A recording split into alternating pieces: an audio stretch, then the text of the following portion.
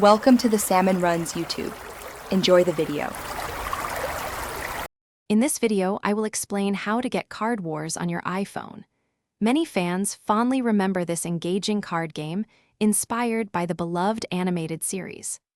Unfortunately, the original Card Wars game is not currently available for direct download from the official Apple App Store.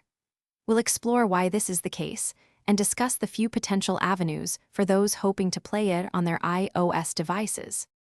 The primary reason you won't find Card Wars on the App Store today is that many older mobile games are eventually delisted. This can happen for several reasons, such as the original developer no longer supporting the game or changes in licensing agreements. Consequently, new users cannot simply search for and download the game directly from the store, making it a bit tricky to acquire. If you were lucky enough to have purchased Card Wars in the past, there's a chance you might still be able to download it. You can check your App Store purchase history by tapping your profile icon, then selecting Purchased. Look for the game there.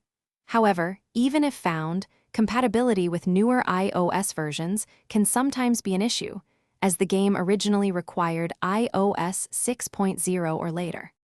For those who never purchased the game, finding it officially is very challenging.